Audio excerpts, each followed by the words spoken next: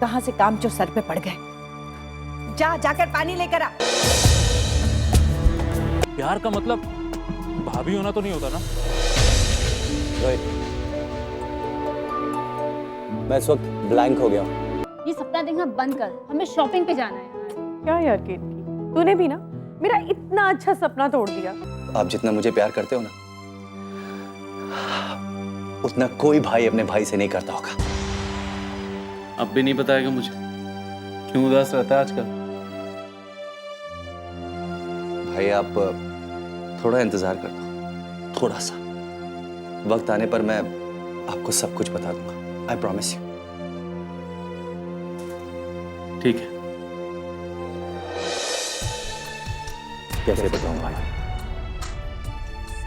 जो कल तक मेरी जिंदगी की सबसे बड़ी खुशी थी, वो आज आपकी सबसे बड़ी खुशी बन चुकी है। अगर मेरी खुशी के लिए आप कुछ भी कर सकते हैं, तो क्या मैं आपकी खुशी के लिए इतना भी नहीं कर सकता कि अपने दिल का गम अपने दिल में ही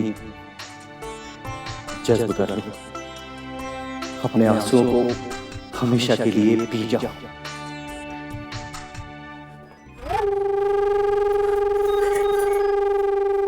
हेलो, मैंने तुम्हें जो काम सौंपा है उसकी पहली सीढ़ी तो तुमने पार कर ली। पहली सीढ़ी नहीं जी, हम तो अंतिम सीढ़ी तक पहुंच चुके हैं। मेरा मतलब है अनिकेत की शादी की बात पक्की ही समझिए। हाँ, शादी की बात पक्की होने तक की बात नहीं हुई थी, शादी हो जाने की बात की थी मैंने तुमसे, और वो भी जल्द से जल्द। अब उसके लिए चाहे तुम्हें जो भी करना पड़े करो, उस घर में रहते हुए जो सिचुएशन पैदा करनी पड़े करो, लेकिन शादी जल्द से जल्द हो जानी चाहिए। शादी तो हो ही जाएगी, लेकिन हम एक बात का समझ नहीं पा रहे हैं, इससे आपको क्या फायदा? मैं अनिकेत के बच्चों को खिलाना चाहता हूँ, अपने सर पर बिठा के घुमाना चाहता हूँ। मैं समझी नहीं, आप क्या कहना चाहते हैं? वही जो तुम सुनना चाहती हो। ऐसे बेवकूफी वाले सवाल आज के बाद मेरे सामने मत रखना। मुझे क्या करना है, कैसे करना है, मैं क्या करना चाहता हूं, इससे तुम्हें कोई मतलब नहीं होना चाहिए। और वैसे भी तुम्हें तुम्हारे काम की पूरी कीमत दी जा रही है।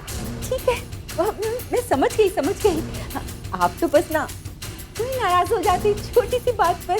और इस बात का आइंदा भी ख्याल रखो, तुम्हारे लिए बहुत अच्छा हमारे राज से कभी वाकिफ ना होना,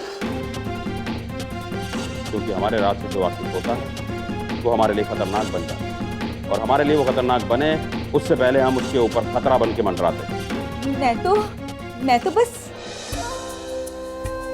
यूं ही पूछ रही थी कि ये दरअसल मैं ये पूछना चाह रही थी कि वो अर्चना वाला मामला तो दबा दिया ना आपने? हाँ, उसे हमने पूरी तरह से दबा दिया, बट तुम्हें एक बात का ख्याल रखना है कि घर में किसी को शक ना हो कि अर्चना की मौत आत्महत्या थी या। इस घर में तो कोई सपने में भी नहीं सोच सकता कि अर्चना ने खुदकुशी नहीं की होगी। सब यही समझते हैं कि अर्चना ने खुदकुशी की है। वे गुस्से में छत पर गई और छलांग लगा दी, बस।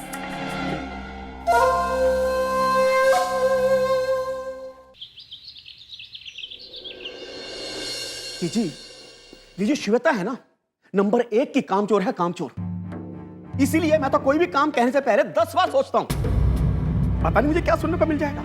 और आप इतने सालों से कैसे झेल रही हो उसे?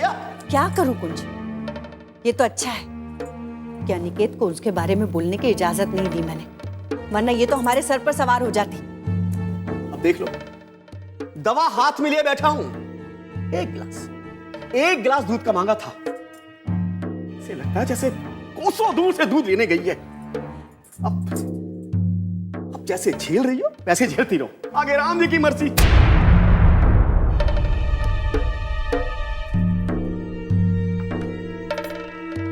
एक गिलास दूध लाने में इतना वक्त लग गया तुझे? मामा जी ने दूध गर्म करके लाने को कहा था, इसलिए वक्त लग गया। रोहित जी, अब ये भी सुनने को बाकी रह गया था। अगर मुझे मालूम होता कि ये इल्जाम भी मेरे ऊपर ही लगना है कि दूध गर्म करने को क्यों कहा, तो कभी नहीं कहता भाई, कभी नहीं कहता। अगर मुझे मालूम होता ये भी सुनने को मिलना है, अरे बिना दूध के दवाई खा लेता जी, बिना दूध के दवाई खा लेता मैं। नहीं कुंज, उसकी माँ तो चली गई, मेरी सौतन इस मुसीबत को छोड़कर चली गई मेरे सर पर, कल मुही कहेंगी। मेरी माँ को गाली मत दीजिए, उनके बारे में कुछ भी बोलने का आपको हक नहीं है। लो जी, अब तो मुंह में जुबान भी आ गई। श्वेता,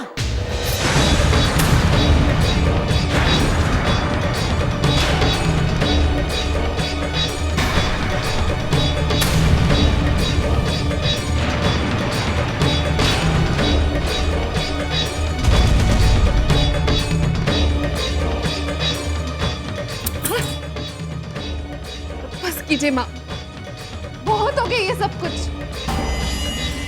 अगर आप मेरी माँ बनकर मुझ पर हाथ उठाती तो शायद मैं बर्दाश्त कर लेती, लेकिन मेरी माँ को गाली देने के बाद आप मुझ पर हाथ भी उठाए, यही मुझसे बर्दाश्त नहीं होगा।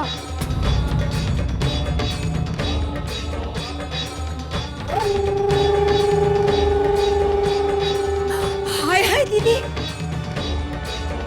इस लड़की की मजाल तो देखो, आपका हाथ पकड़ लिया। हाय हाय। हाँ कोमल, बहुत घमंड चढ़ गया इसे। निकल जा यहाँ से, इस घर में तेरे लिए कोई जगह नहीं है, निकल जा। हाँ हाँ, जाती हूँ मैं, मुझे भी नहीं रहना इस घर में। वैसे भी इस घर में रहकर मुझे मिला ही क्या है, सिवाय गाली और ताने के। दिन भर मैं काम करती रहती हूँ, खाना तक सुकून से खाने को नहीं मिलता, और आप मुझ पर एहसान जताती हैं। हाँ, जिस जायदाद पर आप हुकूमत चला रही है, उस पर पहला हक मेरी माँ का है, जिसे छीनकर आप बैठ गई है। श्वेता, चिल्लाइए मत, जा रही हूं मैं। आप क्या ठोकर मारेंगी मुझे? मैं ठोकर मारती हूँ आप लोगों को। नहीं रहना मुझे इस घर में।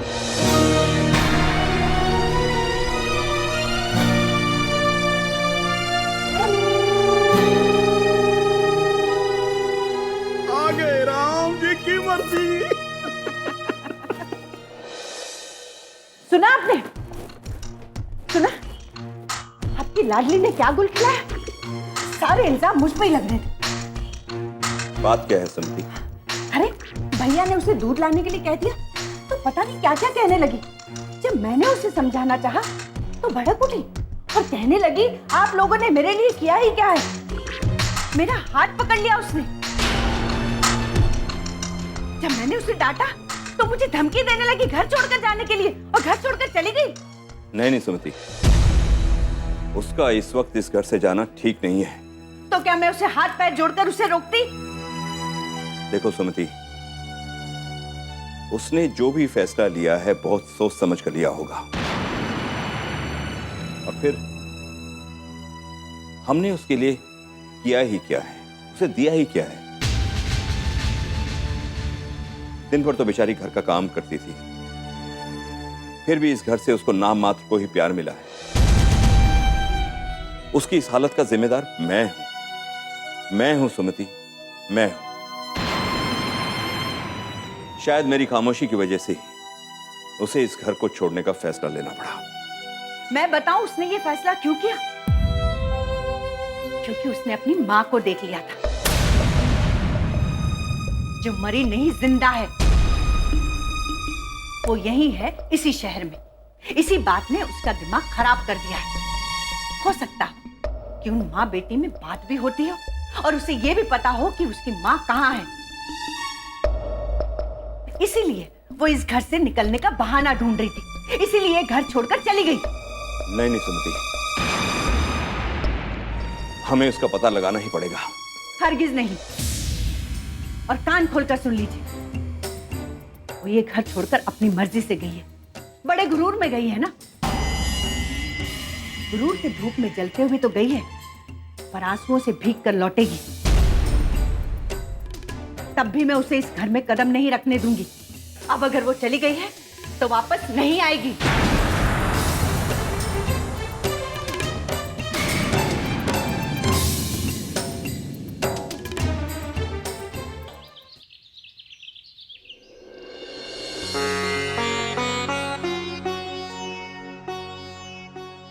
काम्या बिटिया, आज खाने में क्या बनाऊं? आज बड़े साहब आ रहे हैं। क्या कह रहे हैं मोहन काका? आज पापा आ रहे हैं? कितनी बार मैंने आपसे कहा है ना कि ऐसे मजाक कम से कम मेरे साथ तो मत किया कीजिए। अरे बिटिया, मजाक और आपसे? तौबा तौबा, गंगा मैया की सौगंध, हम 16 आने सच कह रहे हैं। भरोसा नहीं है तो नेहा बिटिया से पूछ लीजिए। नेहा? हाँ काम्या, शेखर अंकल आ रहे हैं। आज उनका मुझे फ़ोन आया था और उन्होंने मुझे गाड़ी और ड्राइवर भेजने के लिए भी कहा है। मतलब पापा सच में आ रहे हैं? हाँ, और मैंने गाड़ी और ड्राइवर भेज दिए, बस अभी वो आते ही होंगे। महीनों बाद शेखर साहब आज सिंगापुर से वापस आ रहे हैं। पता है मैंने उन्हें कितनी बार कहा है कि पापा बस आते जाते रहा कीजिए, लेकिन वो हैं कि मेरी सुनते ही नहीं। नहीं काम्या, वो यहाँ का सारा बिजनेस तुम्हारे हाथों में सौंपने के बाद तुम्हारी काबिलियत देखना चाहते थे कि किस तरह तुम इस बिजनेस को संभालती हो। और अब जब तुमने उनकी बिजनेस को ऊंचाई में पहुंचा दिया, तब वो आ रहे हैं। मैं बहुत खुश हूँ। मैं अभी मॉम को बता के आती हूँ। पता है क्या, पापा जब भी आते हैं ना सरप्राइज देकर आते हैं। I just be right.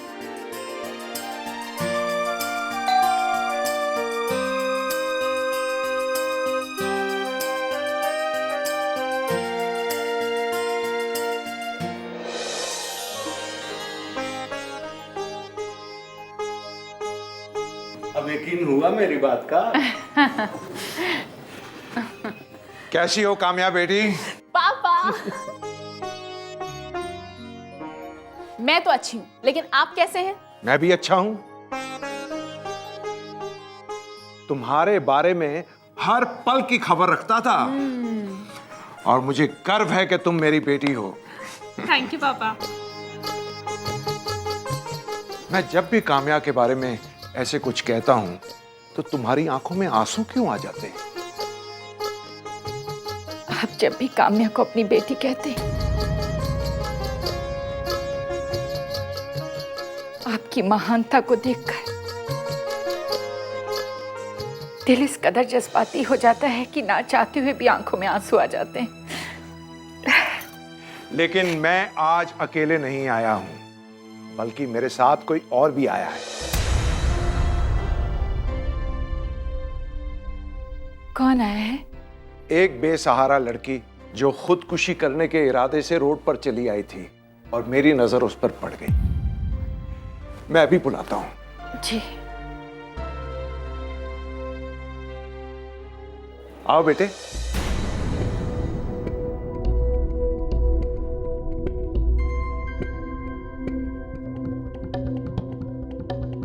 आओ बेटा।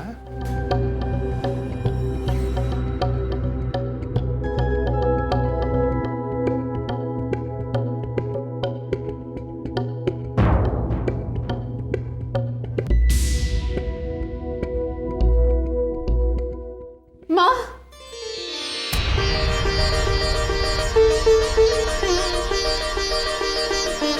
माँ, मुझे पहचाना?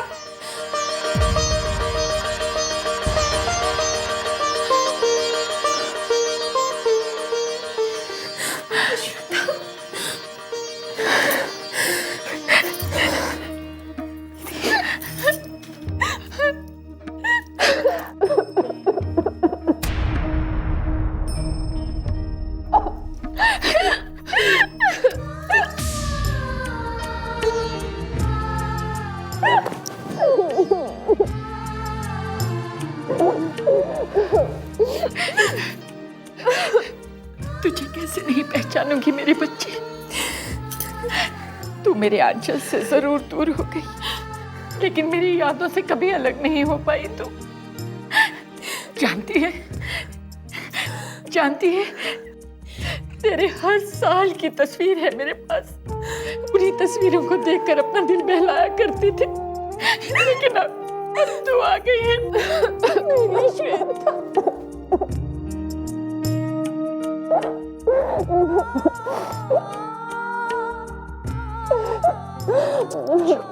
चुप हो जा। सावित्री, ये तुम्हारी बेटी श्वेता है? ये मेरी बेटी है, ये मेरी बेटी है।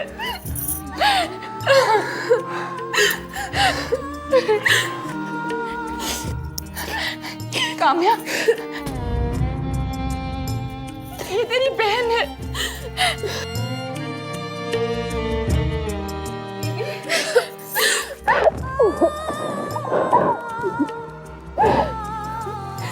ये इत्तेफाक भी क्या इत्तेफाक है, वाह।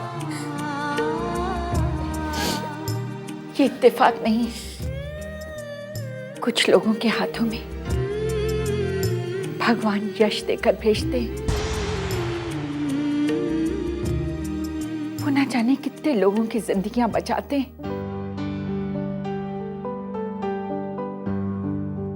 कितने लोगों की जिंदगियां आबाद करते हैं।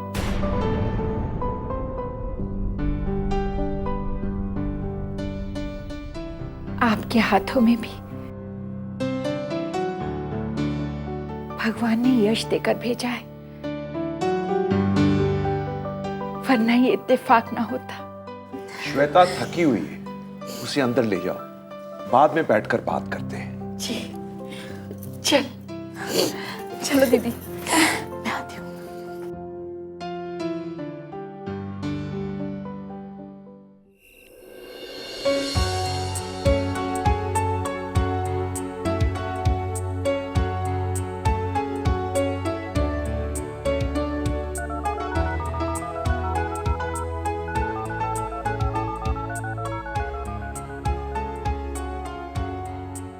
हेलो, हेलो कौन? जी, मैं सोनम बोल रही हूँ, आपकी पुरानी वाली फ्रेंड। पहचाना आपने? जी, अगर आपने कुछ और कहा होता तो मेरे लिए मुश्किल हो जाती, लेकिन आपका ये कहना कि आप सोनम बोल रही हैं, मेरी फ्रेंड, इससे मामला एकदम क्लियर हो गया, क्योंकि लड़कियों से मेरी फ्रेंडशिप जरा कम ही रही है। शुक्र है कि आपने मेरी आवाज पहचान तो ली, वरना मैं तो सोच रही थी कि क्या कह के अपना इंट्रोडक्शन दूंगी आपको। इंट्रोडक्शन के लिए नाम ही काफी है। लेकिन कई बार नाम भी तो धोखे में डाल सकता है ना। अब एक आदमी के तो कई सारे नाम हो सकते हैं, और कई बार कई सारे आदमी के एक ही नाम हो सकते हैं। देखिए, होने के लिए तो बहुत कुछ हो सकता है, लेकिन आपको पहचानने में मुझे धोखा नहीं होगा। सबसे पहली बात तो ये है कि आप ना मुझे आप कहना छोड़िए। तब तक ऐसे अजनबियों की तरह आप मुझसे बात करते रहेंगे। जब तक आप मुझे तुम कहने का अधिकार न दें, मैं यूं ही आपको तुम भी तो नहीं बोल सकता। अच्छा, लेकिन वो अधिकार तो हमने आपको सबके सामने ही दे दिया था। क्या अब इससे भी बड़ी कोई बात हो सकती है कि उस दिन हमने सबके सामने ये बोल दिया कि थैंक्स, मुझे उम्मीद नहीं थी, और शायद मेरी तन्हाई को बांटने की कोशिश करके तुमने मुझ पर एहसान ही किया। मैं तो अपने लिए भगवान का आशीर्वाद मानती हूँ कि उसने मुझे ये मौका दिया। खैर, ये सब छोड़िए। अच्छा बताइए कि अभी आप क्या कर रहे थे? वही जो आप कर रही थी। मतलब? हाँ, अब देखो, तुमने मुझे फोन किया है तो जाहिर सी बात है तुम मुझे याद कर रही होगी, और मैं भी यहाँ तुम्हें याद ही कर रहा था। वही तो मैं कहूँ कि ऐसे अचानक से आपकी याद क्यों आने लगी। वैसे मैं समझ गई थी कि इस वक्त आप मुझे ही याद कर रहे होगे। तुमसे मिलने और तुमसे बात करने के बाद आंखों को एक सपना तो मिल ही गया। पहले कभी सोचा नहीं था कि ऐसा कुछ होगा, और अब तुम्हारी बातें, तुम्हारी यादें ज़हन से जाती नहीं। क्या ये सब छोड़। अच्छा, और बताओ, घर में बाकी सब लोग कैसे हैं? लड़की होने की वजह से उन लोगों ने मुझे कभी घर के बाहर कदम निकालने नहीं दिया। शायद उस घर में पैदा होने वाली बेटियों के नसीब में। श्वेता रात के अंधेरे में घर छोड़कर चली गई, और आप लोग हाथ पे हाथ धरे बैठे हुए हैं। कि आपकी उदासी की वजह से आपके अपनों को कितनी तकलीफ होती है, तो कई बार उदासी छुपाकर भी रखनी पड़ती है।